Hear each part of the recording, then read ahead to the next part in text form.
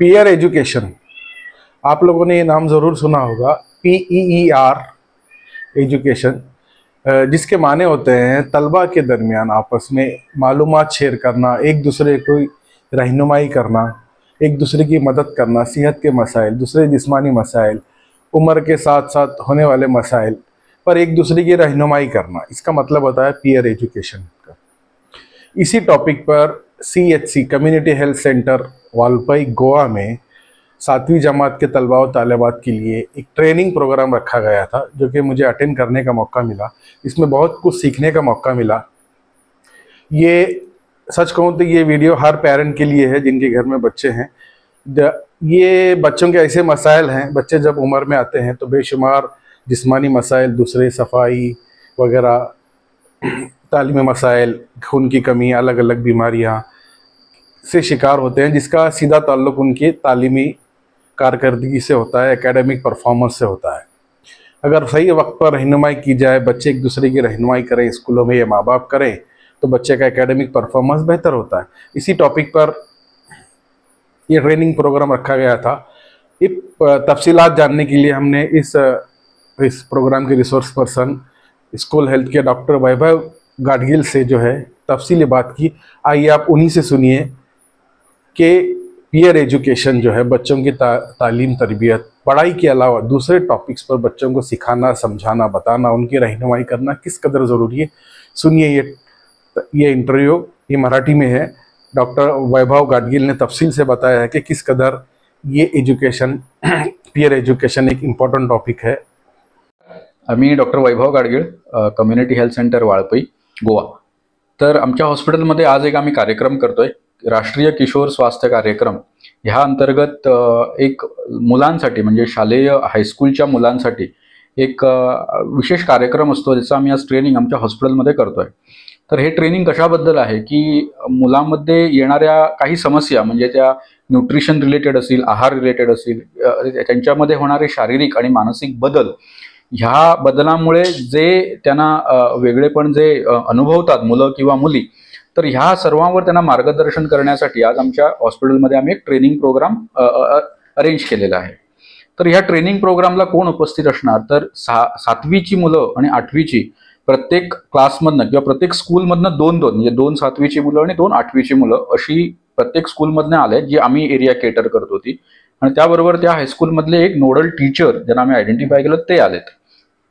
तर हा फुल day training programme आहे की ह्या प्रोग्राममध्ये आम्ही मेनली मुलांना काय सांगणार आहोत, तर आपल्या खाण्यापिण्याच्या सवयी, की आपण दिवसेंदिवस या फास्ट फूडच्या जमान्यामध्ये आणि सोशल मीडियाच्या जमान्यामध्ये आपण आपल्या खाण्यापिण्याच्या सवयी कशा वेगळ्या करून बसलोय आणि कसं चुकीचं ते आम्ही करतोय। मुलांमध्ये एनिमिया असणं, डेफिशियन्सी असणं हे आज सर्रास दिसून येत आहे। तर ह्याच्यावर एक मुलांना योग्य मार्गदर्शन मिळावं की एनिमिया होऊ नये किंवा झाला तर काय खावं, कुठची गोष्ट खाल्ल्यानंतर किती टक्के मुलांना एनिमिया आहे सर? आज आम्ही असं बघितलं, आमचा डेटा असा सांगतो की अराउंड 30 to 40% ह्या एज ग्रुपमध्ये आपलं 30 to 40% लोकांना एनिमिया आहे। प्रेग्नन्सीमध्ये पण तसंच आहे की 30 to 40% प्रेग्नंट विमेन्स ह्या एनिमिक आहेत। 40 मध्ये सर मुली जास्त आहेत?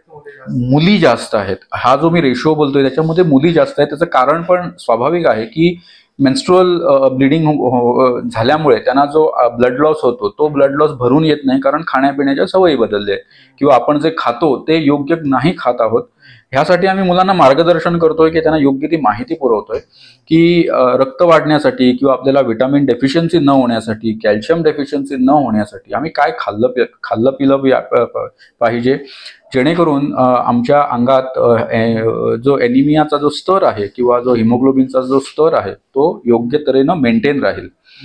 त्याच्या बाहेर आम्ही मुलांना हे पण मार्गदर्शन करतोय की साधारण जेव्हा किशोरावस्थेत जेव्हा मुलं असतात, म्हणजे एक 10 ते 19 वर्षापर्यंतचा जे एज ग्रुपमध्ये, त्यांच्यामध्ये बरेचसे शारीरिक बदल घडतात। मुलांमध्ये वेगळे शारीरिक बदल, मुलींमध्ये शारीरिक बदल घडतात। त्यामुळे त्यांना बरंचसं कन्फ्युजन असतं की बाबा आपल्यामध्ये ज्या चेंजेस होत आहेत ती योग्य आहे का नाही आहे, किंवा त्यांना मार्गदर्शन नसतं बऱ्याच वेळा, किंवा ते बऱ्याच वेळा ते सांगायला जात नाहीत ह्या गोष्टी आपल्या आई वडिलांपर्यंत वगैरे। तर आम्ही असं करतोय की म्हणून त्यांना आम्ही पीयर एज्युकेशन म्हणतोय। म्हणजे एक मुलाला जर मी पूर्ण त्याला योग्य ते मार्गदर्शन केलं तर त्या मुलाने आपल्या स्कूलमध्ये जाऊन बाकीच्या मित्रांना घेऊन हे सगळं डिस्कस केलं पाहिजे, किंवा आपण काय आहाराच्या सवयी किंवा आपले जे शारीरिक मानसिक बदल घडतायत ते आपण कसे कोप अप व्हावं त्या बदलांबरोबर, हे सगळं आम्ही मार्गदर्शन करतोय. तसंच आम्ही थोडंसं जेंडर सेन्सिटिव्हिटी बद्दल पण बोलतोय. म्हणजे बऱ्याच वेळा गुड टच, बॅड टच हे जे मुलींना आजकाल सांगितलं गेलं गरजेचं आहे ते पण आम्ही त्यांना सांगतोय. आम्ही त्यांना सेक्शुअली ट्रान्समिटेड डिसीजेस ह्याच्याबद्दल माहिती देतोय, की जेणेकरून येणारा काळ त्या मुलांचा एक व्यवस्थित निरोगी काळ जाईल, निरोगी आयुष्य जगतील आणि एक चांगले ॲडल्ट होऊन, म्हणजे एक चांगले देशाचं, आम्ही जसं म्हणतो की आमच्या देशाचं भवितव्य हे आपल्या किशोरावस्थेतील मुलांकडे किंवा ॲडल्ट माणसांकडे आहे, तर ते योग्य तऱ्हेने चांगले नागरिक बनतील. याच्यामुळे हा प्रोग्राम बरीच वर्ष झाली चालू आहे. आम्ही एव्हरी इयर आम्ही हे आमच्या हॉस्पिटलमध्ये ट्रेनिंग कंडक्ट करतो. जसं आम्ही गेल्या वर्षी केलेलं तसंच आम्ही ह्या वर्षी पण करत आहेत. म्हणून मी म्हटलं की एक बॅच जी आहे, म्हणजे यंदाची आता 8वीतली मुलं आहेत की ते गेल्या वर्षी 7वीत असताना त्यांच्याने हा प्रोग्राम केलेला, सो त्यांच्यासाठी हे रिफ्रेशर आहे. असं एव्हरी इयर आम्ही हे करतोय. आमची काउन्सिलर्स असतात, ती स्कूलमध्ये जाऊन मुलांना सेशन्स घेतात, मुलींना वेगळं सेशन्स घेतात, त्यांना मेन्स्ट्रुअल हायजीन बद्दल आम्ही सांगतो, मुलांमध्ये आम्ही न्यूट्रिशन बद्दल जास्त बोलतो.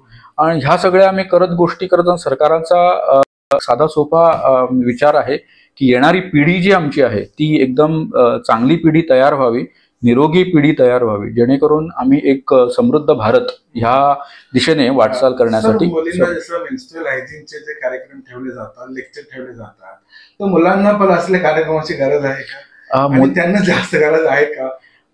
बरोबर आहे सर, मुलांना पण तेवढीच गरज आहे.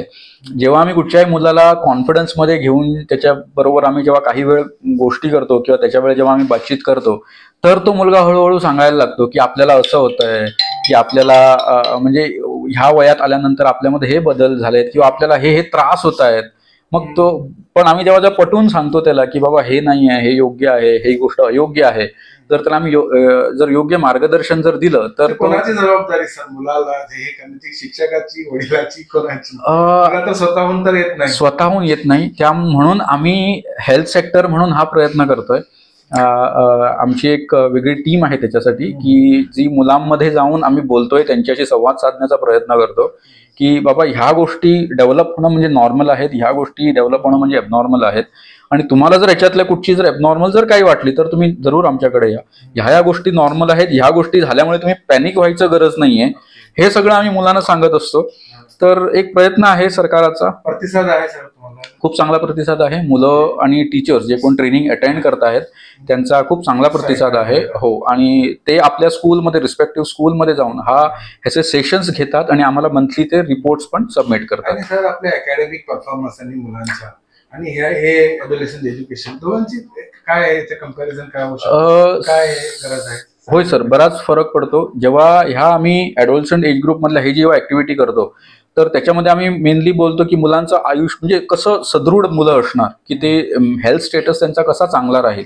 आणि साधी गोष्ट आहे सर, कुठच्याही मुलाला जर चांगलं हेल्थ स्टेटस असेल, म्हणजे त्याचं जर हिमोग्लोबिन चांगलं असेल, तो जर दष्टपुष्ट असेल, तर तो अकॅडमिक नॅचरली तो चांगलं परफॉर्म करणार, चांगले मार्क्स मिळतील, त्याचं कॉन्सन्ट्रेशन होईल अभ्यासामध्ये, शिकण्याकडे.